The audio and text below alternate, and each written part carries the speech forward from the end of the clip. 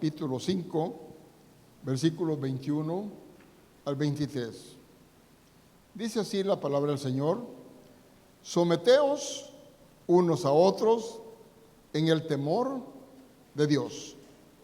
Someteos unos a otros en el temor de Dios. Esta es una porción que está relacionada al matrimonio y es lindo lo que encabeza esta porción, que dice: someteos unos a otros en el temor a Dios. 22. Las casadas estén sujetas a sus propios maridos como al Señor. Versículo 23.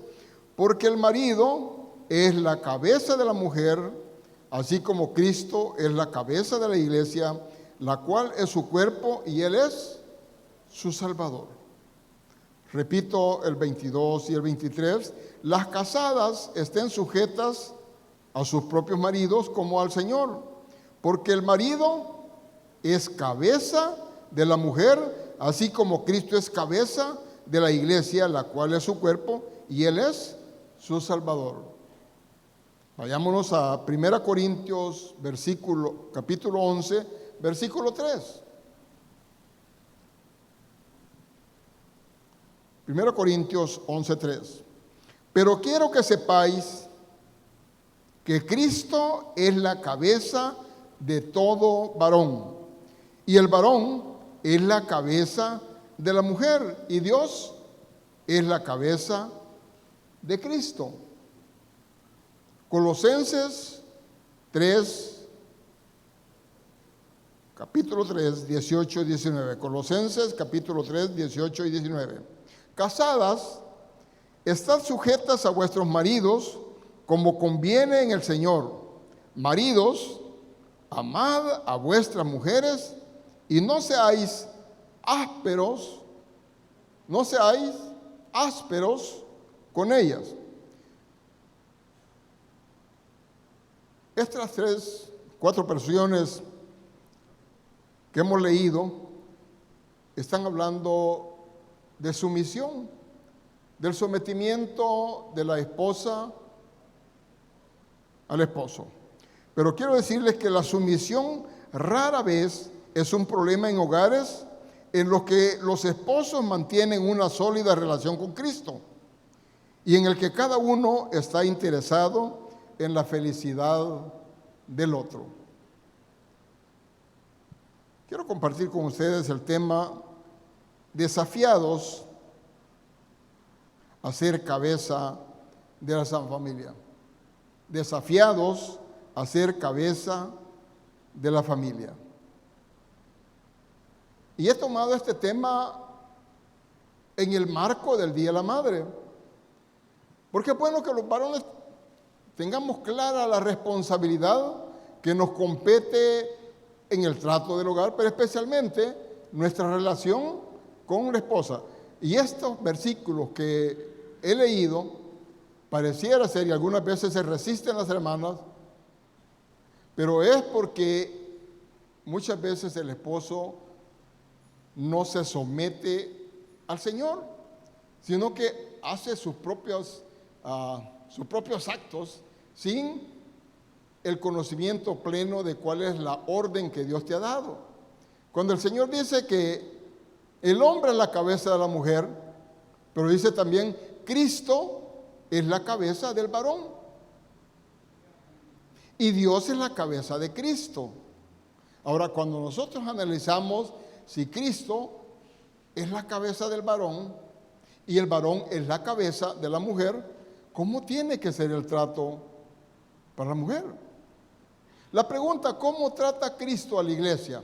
Hay un parangón ahí entre Cristo y la iglesia. Y uno se pregunta: ¿cómo trata Cristo a la iglesia? Yo tengo quizás como 40 años de ser cristiano y nunca, jamás, a pesar de las fallas, nunca el Señor me ha tratado mal. Posiblemente me ha llamado la atención, pero no me ha tratado mal. Y no he visto al Señor maltratando a la iglesia tampoco. ¿Cómo estamos nosotros actuando dentro del seno del hogar? Y hablemos de la pareja. Muchas veces los varones se quejan de que la esposa no se somete a su autoridad y a veces quiere presionarla, pero hay un punto de partida de esa conducta. La rebeldía en el ser humano muchas veces es producto del estímulo negativo que hemos recibido. Vea, la actitud de los hijos de igual manera. Los hijos tienen que tener un estímulo adecuado, acompañado de amor. Incluso la corrección. Usted tiene que conocer la palabra del Señor a efecto de llamarle la atención a su grupo familiar basado en la Escritura. ¿Sabía usted que ahí en la Escritura están todos los consejos para que usted sea un excelente padre? No un bueno, no un excelente padre. Pero para ello usted tiene que escudriñar la palabra de carácter permanente. Y después de que escudriña la palabra, usted tiene que arrodillarse, demostrarle a su esposa y a sus hijos que usted le da mucha importancia a Dios y que Dios es mucho más grande que usted. Porque cuando nosotros no buscamos a Dios al leer la palabra y no buscamos a Dios en oración, es porque nosotros queremos, la autosuficiencia nuestra nos hace creer que somos más que Dios. Y a veces Dios necesita sacudirnos para hacernos llegar donde Él quiere que estemos. ¿Cómo quiere, amado varón, que sean sus hijos? ¿Cómo quiere que sea su esposa? Eso va a depender de su actitud con Dios, de su sometimiento a Dios, de su humildad. Allá en 2 Crónicas 7:14 dice, humillaos.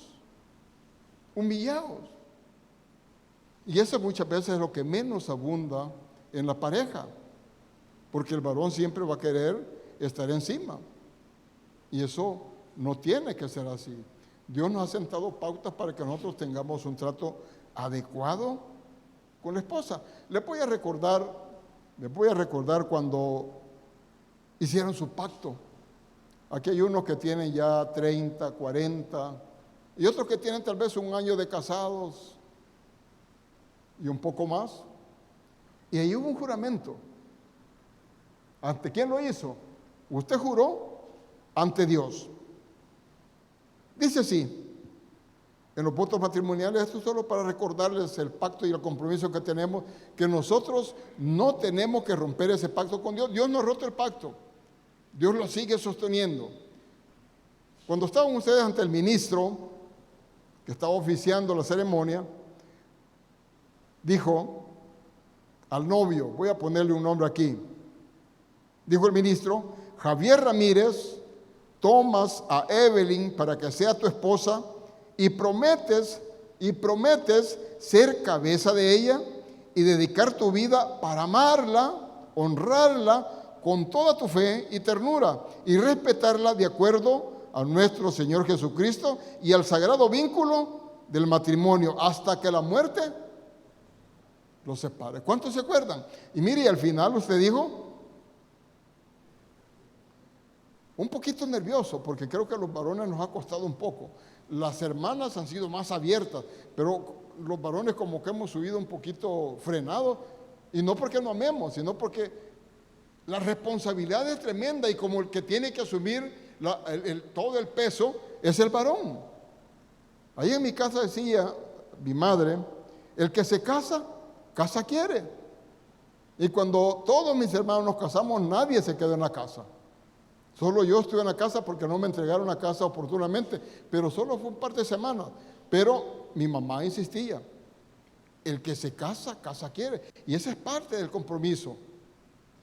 Ese es el esfuerzo, esa es la visión que tiene que tener ahora ya como pareja.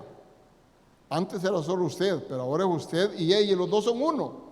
Y tienen que proyectar, tener su propia casa. Veamos qué pasó con la esposa. Los votos siempre.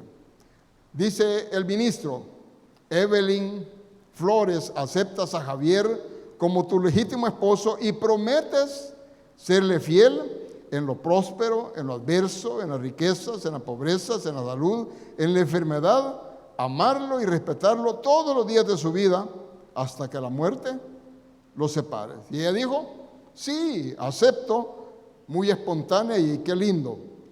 Ahora, puse este ejemplo porque, y con nombre, con permiso también, porque conozco ese matrimonio, creo que fue el segundo o primer matrimonio que hicimos ahí en el centro comercial, y vean, han transcurrido ya varios años, y es una pareja que le sirve al Señor, se han mantenido fieles con el Señor y se han mantenido unidos. Posiblemente han tenido dificultades, han tenido pruebas, porque eso es normal. Decía el hermano Héctor, si algún matrimonio me viene a contar que nunca ha tenido problemas, están mintiendo o son de otro planeta, dijo. Porque aunque seamos nosotros muy puros en cuanto a nuestra relación con el Señor, es bien difícil, siempre hay dificultades, pero estas se salvan en el amor, la gracia y la sabiduría que Dios nos ha otorgado. Esa sabiduría que nosotros tenemos que demandarla todo el tiempo de ser posible. Veíamos ahí en la parte de que cuando hace la promesa el hombre, dice, promete ser cabeza de la mujer. Y está ahí porque está en la Biblia. Promete ser cabeza de la mujer. Ahora, ¿qué significa ser cabeza? Y traigo esto, varones, para que lo asimilemos, lo recordemos, lo apliquemos. Muchos de los problemas de nuestra sociedad son producto del machismo. Y ese machismo que ha traído tanto daño a la familia, el producto de que nuestros hijos anden deambulando, que no estén sujetos o sometidos a su autoridad, a la autoridad. Aquí no. La iglesia sí ha aprendido a guiar, a conducir, a amar, pero en el mundo, ¿qué pasa? No hay esa comunión, no hay sabiduría, no hay conocimiento, no hay ciencia en esos hogares, aunque puedan ser muy cultos. Pero si Cristo no está en medio de ellos, si Él no los guía, son un fracaso. Por lo tanto, nosotros como cristianos, como cabezas, tenemos que ser ejemplo en nuestro hogar y también ser ejemplo en el vecindario o con las demás familias que no son cristianas. Ser cabeza no significa ser superior, sino cumplir un propósito divino. ¿Dónde está ese propósito divino? Vea Génesis 2:18. Y dijo Jehová Dios, no es bueno que el hombre esté solo, le haré ayuda idónea para él. No es bueno que el hombre esté solo, le haré ayuda idónea para él. ¿En qué momento se da esto? En el jardín del Edén, Dios creó todos los animales y todas las plantas los animales todos los animales tenían pareja y solo Adán no tenía. Entonces, y dijo el Señor, no es bueno que el hombre esté solo. Y lo anestesió, lo puso ahí debajo de un árbol y hizo la primera cirugía y le sacó de una costilla una preciosa muñeca.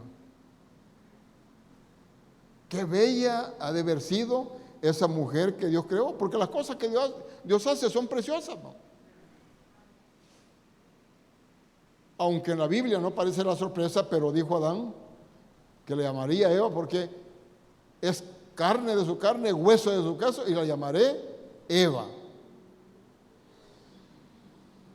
Hebreos 13:17 dice, obedeced a vuestros pastores y sujetaos a ellos, porque ellos velan por vuestras almas como quien han de dar cuenta, para que lo hagan con alegría y no quejándose, porque esto no es provechoso. ¿Por qué pongo esta porción? Porque los pastores son los responsables de aconsejar a los jóvenes. Los pastores son los responsables de velar por el bienestar de las parejas. Y muchas veces ustedes vienen y el pastor está dispuesto a dar el consejo de la palabra del Señor hasta que superen cualquiera de sus crisis. Ahora, ustedes pueden hacerlo, arrodillarse, leer la palabra, pero hay un momento en que sienten ustedes que no avanzan que no se resuelve el conflicto, entonces vengan al pastor. Entonces, y dice ahí, obedeced a vuestros pastores. Vea qué interesante, cuando dice obedecer a los pastores, cuando vienen los jóvenes a pedir consejo al pastor, le dice que quiere un consejo sobre una muchachita que quiere él para casarse. Y el joven oye el consejo del pastor, el pastor bien motivado y lo lleva a las diferentes partes de la Biblia. Y cuando van a orar, y comienza el pastor a orar, comienza a argumentarle a Dios la necesidad que este joven de 22, 23 años está buscando respuesta para tener esa pareja, esa ayuda idónea. Y le dice, provéele la persona adecuada. Y reacciona y dice, no, pastor, pero que sea la amarilla. Está pidiendo consejo, pero él ya lleva dedicada a la persona que quiere que sea. Ahora, hay que oír el consejo del pastor porque posiblemente, y el consejo de Dios, porque posiblemente no sea la personalidad, muchos de los fracasos. Y es más, esa muchacha ni cristiana era, él dijo que la iba a llevar a la iglesia y se iba a convertir. Y esos son los grandes fracasos muchas veces de las relaciones matrimoniales, que no escuchamos y no nos sometemos al consejo de la palabra de Dios. Ahora, segundo, la Biblia no enseña que la mujer es inferior. Y otra vez el Génesis 2:18. Y dijo Jehová, no es bueno que el hombre esté solo, le haré ayuda idónea para él. Ahora, ayuda idónea es la persona que reúne las condiciones necesarias para un servicio o función. Dios escogió a esa persona para que cumpla una función. Y si no es la persona idónea, ya estamos en problema. Ustedes han visto cuando hablan de que hay un cargo y dice, esta es la persona idónea para que sea ministro de Hacienda, esta es la persona idónea para que sea ministro de Economía, o esta es la persona idónea para que asuma tal o cual responsabilidad. Ser ayuda idónea es una persona muy importante, no lo tomemos a la ligera. No lo tomemos a la ligera. Dele ese valor a esa madre, a esa esposa. 1 Corintios 16:13 dice, velad, estad firmes en la fe, portaos varonilmente y esforzaos.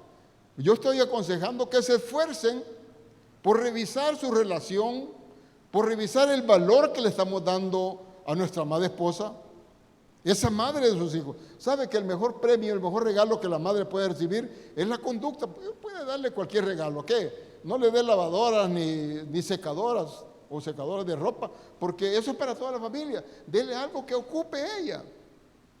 Un estuche de belleza. Y no escatime el valor, délo de acuerdo a su capacidad. Estimúlela. Que se sienta ella complacida, agradada, feliz y que quiera que todos los años seamos considerados y demos los mejores regalos a ella. La mujer fue hecha de una costilla, la costilla del hombre. Génesis 2:22. Y de la costilla que Jehová Dios tomó del hombre, hizo una mujer y la trajo al hombre. Vea usted, la costilla sostiene y protege los órganos, esos órganos vitales del cuerpo, como el corazón, los pulmones. La costilla para nada revela inferioridad de la mujer. Hay un comentarista bíblico que es bien interesante en su análisis que hace Matthew Henry, que dice, la mujer no fue sacada de los pies para que no fuera mancillada, atropellada y esclavizada, ni tampoco la sacó de la cabeza para que la mujer no tenga autoridad sobre el varón, sino que la sacó ¿de dónde? La sacó de la costilla. Póngase la mano donde está su costilla, donde sacó a su esposa. ¿Sabe?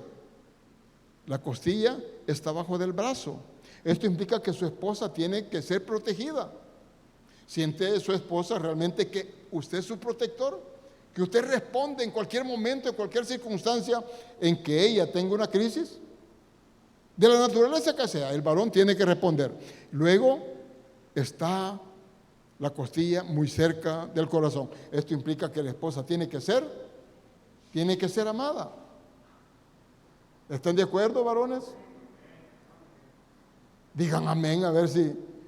Yo creo, mire, yo he tocado este tema porque creo que es importante. Si nosotros hablamos de familia, nosotros los varones tenemos que estar conscientes que tenemos que cumplir obedientemente la palabra del Señor. Si Él lo ha establecido y nosotros no lo estamos haciendo, estamos en desobediencia. Y si estamos en desobediencia, aunque usted venga todos los días a la iglesia, está en grave riesgo. Porque Dios te ha encomendado algo muy delicado, algo muy importante, que es a su hija, coheredera. Su mujer, su esposa, es algo muy, muy importante. Cuarto, la cabeza no significa ser la autoridad absoluta, sino la autoridad final. Hay un proceso en los hogares, y ustedes pueden recordar cuando hay instrucciones, algunas veces la madre, los hijos toman acuerdos ahí, pero al final la autoridad, que es el padre, tiene que definir sí o no, y la familia someterse. Y yo creo que una de las recomendaciones para la esposa es que no den órdenes a sus hijos y no den autorizaciones o permisos sin antes haber sido consultado con el cabeza de la esposa. Al final, él es el responsable. Si hay esas fallas, él tiene que buscar la manera de corregirse a efecto de que todo pase a través de él. Efesios 6:1 dice: hijos, obedeced en el Señor a vuestros padres, porque esto es justo. La madre es una autoridad, es la ayuda idónea y tiene autoridad en el hogar, pero hay órdenes, instrucciones, permisos que tienen que ser dadas a través de la cabeza del hogar, el varón. Nunca minemos la autoridad que Dios ha establecido a través del hombre. Es importante que haya una autoridad final en el hogar. Allá en Tito 2:5 dice, sobre la mujer, habla a ser prudente, castas, cuidadosas de las cosas de su casa, sujetas a sus maridos, para que la palabra de Dios no sea blasfemada. Sexto, ser cabeza es un privilegio que implica responsabilidad. Ser cabeza implica ese privilegio, una gran responsabilidad. Veamos, la cabeza tiene que ver con sabiduría. Muchas veces nosotros fallamos porque no tenemos sabiduría. A mí me encanta mucho cuando fue ungido rey Salomón. Creo que Salomón estaba bastante afligido cuando Dios le dice que le pida lo que quiera. Y pudo haber pedido un sinfín de cosas materiales y Dios se lo hubiera dado. Pero sabiamente él pidió: Señor, dame sabiduría y ciencia, porque no puedo yo gobernar tan grande pueblo. Y yo pensaba sobre la responsabilidad que tenemos los padres en el hogar. Y usted se da cuenta, es una tremenda responsabilidad, porque usted es garante de ese grupo familiar, esa pequeña iglesia. Usted no es solo padre, usted no es proveedor simplemente, usted es el sacerdote. Y sabe que muchas veces nosotros como padres delegamos cosas indelegables. A mí me pasó cuando había cuestiones sentimentales de los chicos, que de repente ella parecía triste y no me atrevía a abordarlo, y lo mandaba a la mamá. O el estado de las notas cuando los niños salen mal, ¿a quién abordaban? Al papá. No lo busca porque el papá no ha abierto un canal de comunicación de doble vía, simplemente es vertical. Muchas veces el grito y garrote. Entonces el cipote no se acerca a uno. Nosotros tenemos que aprender abrir ese canal de comunicación de manera tal que nos comuniquen lo bueno y lo malo. Cuando había problemas de notas, no iban conmigo, iban con la mamá. Y yo ya me he disculpado y he pedido perdón a mis hijos por eso. Con el varón más que todo, con la hembra no. Pero es muy importante abrir ese canal y hacerlo con mucha responsabilidad, hacerlo con mucha sabiduría. Repito, ser cabeza tiene que ver con saber, también con guiar. Usted va conduciendo ese redil. Sí, pero vuelvo, si no hay sabiduría, ¿cómo lo va a guiar?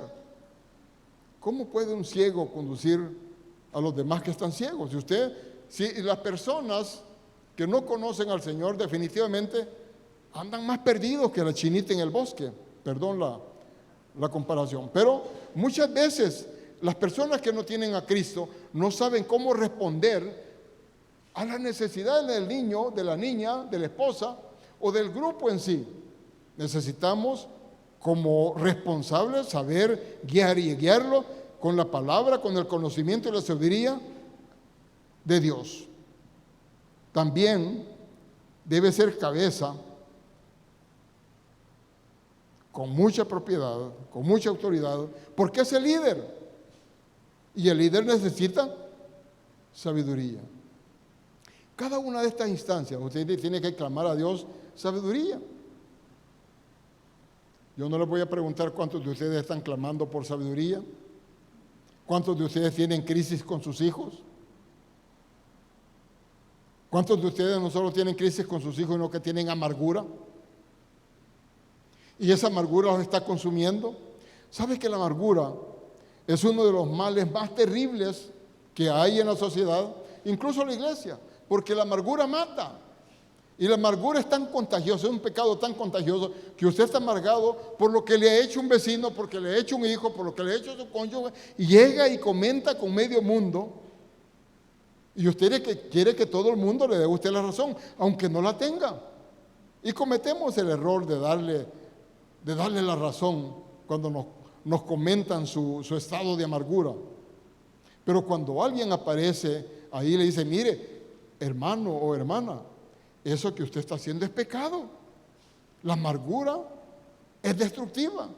La amargura es lo que genera cáncer y enfermedades extrañas en el ser humano. Usted lo que tiene que hacer, si quiere liberarse de ese estado, es pedirle perdón a Dios y vaya y pídale perdón a la persona que le ha ofendido o que usted ha ofendido de manera tal que usted sea libre. ¿Sabe qué pasa cuando usted tiene resentimiento, tiene esa amargura? Eso es como que usted tome un vaso de veneno puro y se lo tome para que el otro se muera. Error grande, ¿no?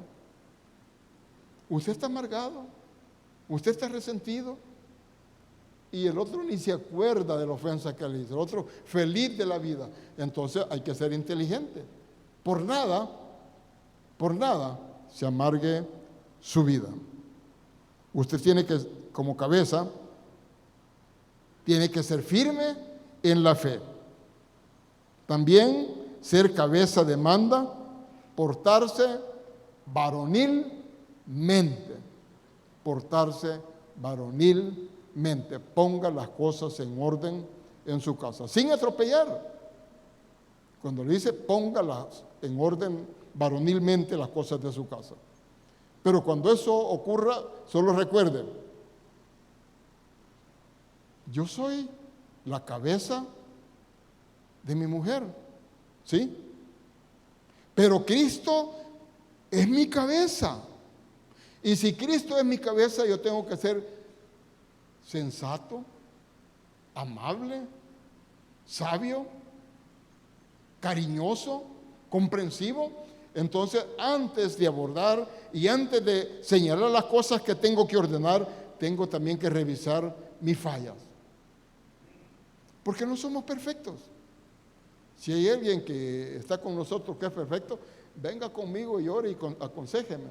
Porque aún los pastores somos de carne y hueso.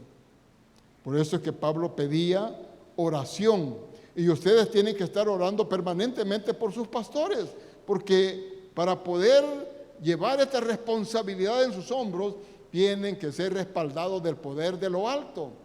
Y es la congregación. ¿Recuerden el caso de Moisés cuando estaba peleando Josué contra Amalek? ¿Qué ocurrió allí? Dice que Moisés levantaba los brazos y mientras clamaba a Dios con los brazos alzados, prevalecía Josué sobre Amalek y casi que lo derrotaba, pero de repente bajaba las manos Moisés cansado, pero observó lo que ocurría Hur y Aarón y dijeron: levantemos las manos al siervo. Pues sentaron una piedra y levantaron ambos las manos de Moisés hasta que aniquiló al enemigo. De igual manera, ustedes, amados hermanos, esta es una petición y un consejo: oren permanentemente por sus pastores. Los pastores tienen no una lucha contra sangre y carne, no contra principados, contra potestades, y los pastores oran y luchan permanentemente para que Dios los guarde, Dios los bendiga, Dios los proteja, para que los ángeles del Señor acampen alrededor de ustedes y los defiendan. Las oraciones, esa es como las oraciones de las mamacitas, las madrecitas. Las madrecitas, esas oraciones de ustedes protegen a sus hijos, protegen a su esposo, no dejen de orar. De igual manera, la oración de la congregación hacia sus pastores. Rápidamente vamos a ver responsabilidades bíblicas de todo esposo y padre. Fíjese que yo no me he salido, los he llevado con la palabra para que no se diga: mire, ahí el pastor estuvo señalando cosas para los hombres que no son sostenibles, no son sustentables. Yo los he llevado versículo por versículo, porque esto es lo que el Señor quiere que haya en nosotros. El Señor está interesado en cambios en la familia, está interesado en cambios en esta ciudad, está interesado en cambios en el país. Si usted cambia, va a impactar a su vecindario. Si usted cambia, va a impactar esta ciudad. Si todos cambiamos en esta iglesia, vamos a impactar este país. Si todos nosotros oramos por las personas que nos gobiernan, que nos dirigen, tenga por seguro que aquí va a haber un impacto tremendo y va a haber un cambio sustancial. Algunos están preocupados, otros no.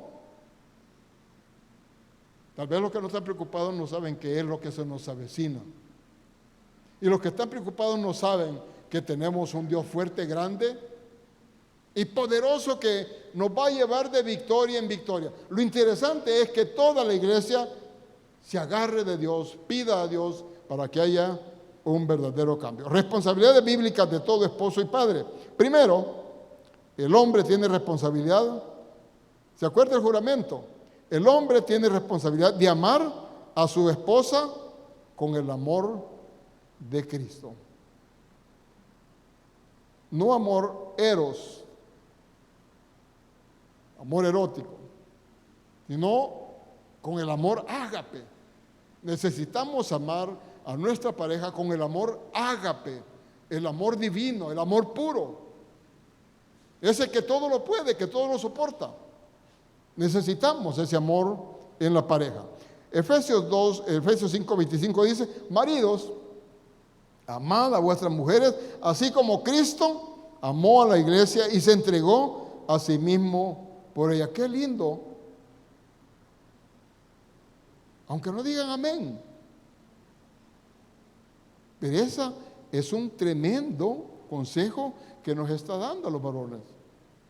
Y que las hermanas tienen que demandarlo también a efecto de establecer el equilibrio en el hogar. Repito: maridos, amad a vuestras mujeres, así como Cristo amó a la iglesia y se entregó a sí mismo por ella. Nosotros tenemos que estar dispuestos al sacrificio y entregarnos por nuestra pareja, esa pareja que un día juraste llegar hasta el final, hasta que la muerte los separe. Segundo, el hombre tiene la responsabilidad de santificar a su esposa. El hombre tiene responsabilidad de santificar a su esposa. Aquí en Efesios capítulo 5, 26 y 27, hay un parangón. Dice: para santificarla, habiéndola purificado en el lavamiento del agua por la palabra. 27. A fin de presentársela a sí mismo una iglesia gloriosa, que no tuviese mancha, ni arruga, ni cosa semejante, sino que fuese santa y sin mancha. Aquí está hablando de la iglesia, pero está haciendo un paragón en el hogar. ¿Quién es el responsable de la santidad de la esposa? ¿Quién? El esposo. Su esposa es santificada a través suya. Y usted tiene que cuidarla de manera tal que su esposa sea sin mancha, sin arruga. Y usted va a depender. Esto implica un cuidado, una atención bien precisa para que no ocurra ningún mal en el grupo. ¿Sabe? Cuando ya hay hijos, la responsabilidad es grande. Es tremenda. Cuando ha habido fallas, uno no quisiera que los errores que uno comete como padre vayan a multiplicarse en los hijos.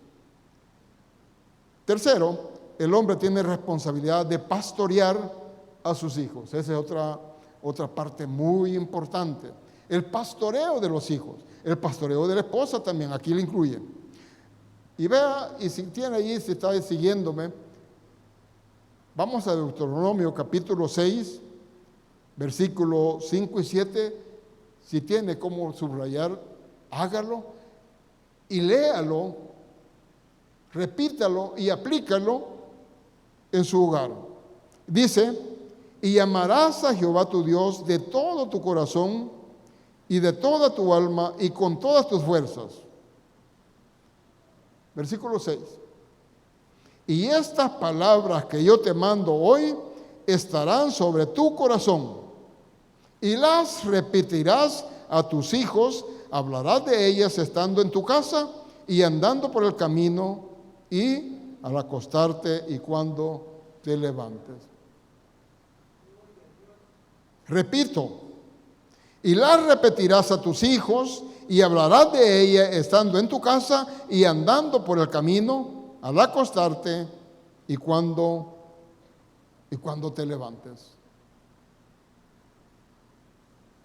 Qué tremendo si nosotros no estamos haciendo esto con nuestros hijos. El altar familiar, eso es parte del cumplimiento de esta orden que nos da el Señor a través de Deuteronomio. Y dice, en tu casa, cuando andes en el camino, y uno dice, bueno, ¿y cómo cuando anda en el camino? Seguramente usted algunas veces sale a caminar con su hijo y ahí va hablando del Señor.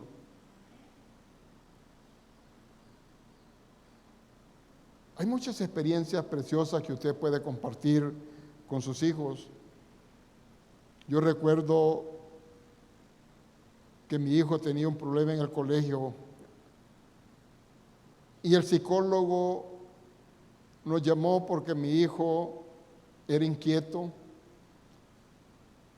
desordenaba el grado y ya antes el psicólogo había dicho, mire, a la maestra póngale doble tarea, póngale triple tarea y si le desordena, póngale más. Pero el cipote era extremadamente activo y tenía un coeficiente alto. Entonces, el psicólogo dijo, quiero hablar conmigo para buscar la manera de establecer un equilibrio en las reacciones de mi hijo. Y yo dije que no quería hablar con él. Yo tenía una cuñada psicóloga y una hermana psicóloga, y no creo mucho en los psicólogos. Yo le dije abiertamente a mi esposa. Pero él insistió. Y vea qué interesante la reunión con el psicólogo. Te dejo este consejo, para aquellos que tienen niños chiquitos y aquellos que van a tener nietos. Me preguntó mi profesión, y le dije mi profesión. Qué interesante, me dijo. Quiere decir que su hijo cuando va por el camino, usted le va explicando cómo la vegetación crece, cómo se sostienen los árboles, cómo quedan frutos. Jamás había hecho yo esa. Nunca. Y mire, me dijo, qué bonito. Ya me lo imagino usted jugando con carritos, tirado en el suelo con su hijo. Increíble, yo nunca lo había hecho. Pero él comenzó a abrirme los ojos y al final de esa reunión entendí la importancia que tiene que nosotros abramos espacio con nuestros hijos, que juguemos con ellos, que le expliquemos. Usted explíquele, si usted es contador, si usted es médico, si usted es ingeniero civil, si usted es ingeniero agrónomo, cualquier profesión que tenga, utilice ese mecanismo, ese medio para comunicar sus conocimientos e instruir a su hijo. Pero la más importante es que usted es sacerdote. ¿Cuántos son sacerdotes aquí? Levante la mano los que son sacerdotes. ¿Tú? Claro, levante. No tengan pena si ustedes son sacerdotes. El hecho de que usted esté como cabeza de familia, como padre de familia, ejerce la principal función y es el sacerdocio. Como sacerdote, enseñe la palabra, instruyan la palabra, que es la única forma que usted puede garantizar el futuro de sus hijos. Amén. Decía que el hombre tiene la responsabilidad de pastorear. En Job, capítulo 1, versículos 4 y 5, vea la actitud de este hombre. Dice, y acontecía que habiendo pasado el turno de los días de convite, Job enviaba y los santificaba y se levantaba de mañana, ofrecía holocaustos conforme al número de ellos, porque decía Job, quizás habrán pecado mis hijos y habrán blasfemado contra Dios y en sus corazones. De esta manera hacía todos los días. Pregunto, ¿estamos orando nosotros por nuestros hijos? Ya los grandes. Usted sabe cuando los hijos están fallando, aunque estén en la iglesia, hay que presentárselos permanentemente al Señor, para que el Señor tenga misericordia de ellos. Estamos viviendo un mundo y en tiempos tan complejos que la oración de los padres es la manera de proteger a nuestros hijos. Y no nos olvidemos que nosotros somos el ejemplo. Porque dice, el conocimiento convence. Yo puedo conocer mucho de la Biblia. Usted puede conocer mucho de la Biblia. Pero el ejemplo, su ejemplo, es lo que va a arrastrar a los hijos. El hombre tiene responsabilidad de disciplinar a los hijos. Eso es parte. No le deje la disciplina de sus hijos a la esposa. Es usted quien tiene que asumir ese papel. Usted es el padre, usted es el líder, usted es el guía. Si usted le cede esa responsabilidad a su esposa, ya perdió. Comparte esa responsabilidad con ella. Hay cosas que puede delegar. Ella es su ayuda idónea, pero no la cargue. No la cargue.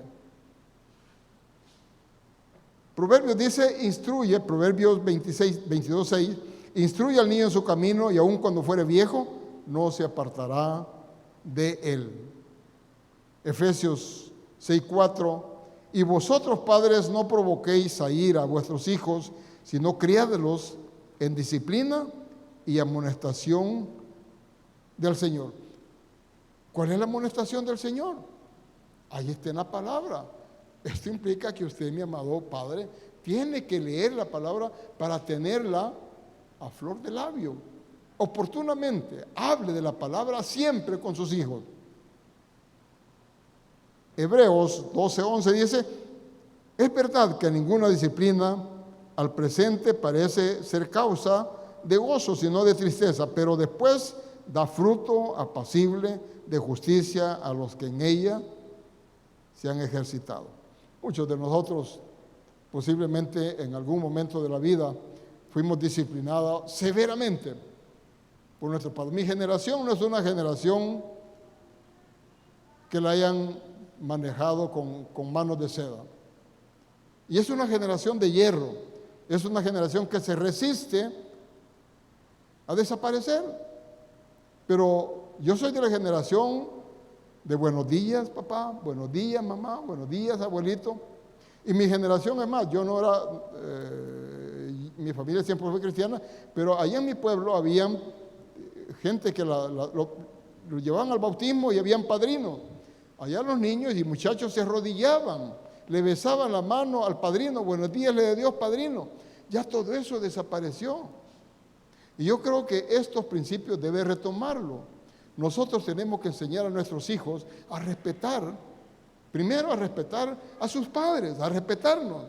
Luego a respetar a los abuelos, a respetar a los mayores, respetar a sus maestros, aprender a saludar en cualquier momento. A mí me agrada mucho ver a mi hija cuando salimos a caminar, que ella va saludando a toda la gente.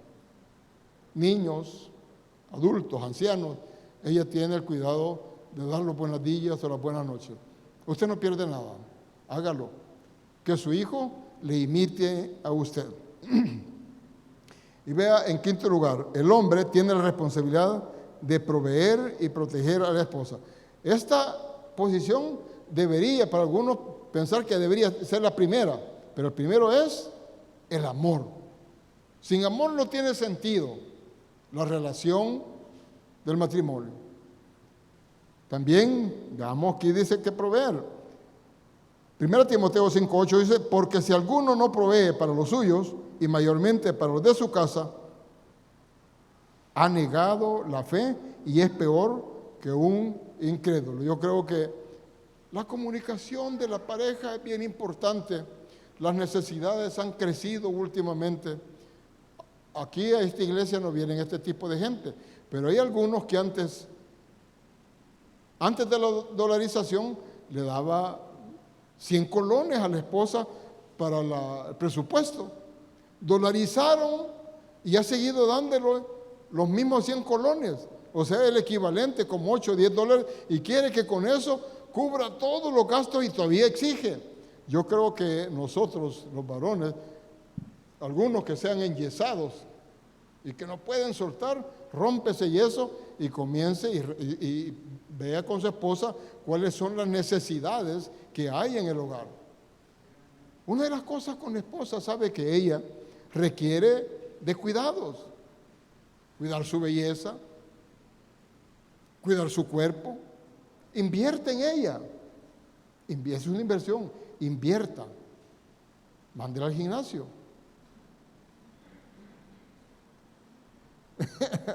Mándela al gimnasio, o vayan juntos, porque algunas veces sabe que con el tiempo, con los hijos, las esposas van cambiando. Y usted también, lo que pasa es que usted solo ve a ella. Necesitan ir ambos por salud también a ejercitarse. Sea un buen proveedor. Sexto, el hombre tiene responsabilidad de orientar a su esposa y a sus hijos. Zacarías 8:16 dice, estas son las cosas que habéis de hacer, hablad, velad cada cual con su prójimo, juzgad según la verdad y lo conducente a la paz en vuestras puertas. Amós dice, ¿andarán dos juntos si no estuviesen de acuerdo? Así es que, amados hermanos, vamos con la última responsabilidad. El hombre tiene la responsabilidad de ser modelo para su esposa y para sus hijos. ¿Somos modelos, amados hermanos? Creo que sí. Aunque esté en serio, yo los veo con cara de que sí son buenos modelos en su hogar. Efesios 5:25 dice, maridos, amad a vuestras mujeres, así como Cristo amó a la iglesia y se entregó a sí mismo por ella. 1 Pedro, vosotros maridos, y oiga bien, vosotros maridos igualmente vivid con ellas sabiamente, dando honor a la mujer como vaso más frágil y como coherederas de la gracia de la vida para vuestras oraciones. ¿Cómo trata usted a su esposa? Imagínese el vaso frágil. Déjelo caer o lance, lo que va a pasar con ese vaso. Se va a despedazar y ya no lo puede reconstruir. Por eso el apóstol Pablo le dice a sus discípulos, sean imitadores de mí como yo de Cristo. Y yo te digo, varón, a partir de hoy, dile a tu esposa, dile a tus hijos, sean imitadores de mí como yo de Cristo. Y dejemos todas aquellas aberraciones, todas aquellas cosas que han establecido una separación o un daño. A partir de hoy tenemos la oportunidad de cambiar y de hacer de nuestra familia y nuestro hogar un paraíso. Como dicen los hermanos Galán, que ahí en su casa, en el hogar, sea un pedacito de cielo. Que su hogar sea un pedacito de cielo. Disfrute esa relación que Dios, esa esposa que Dios te ha dado, a esos hijos que se han insertado ahí, que son herencia de Jehová, esos hijos. Póngase de pie, vamos a darle gracias al Señor por el consejo de esta mañana, que yo espero que ustedes lo sepan asimilar y que lo hagan rema, que lo pongan en práctica. Denle gracias por esa pareja y a partir de hoy denle la posición que ella merece. Bendito Dios y Padre nuestro.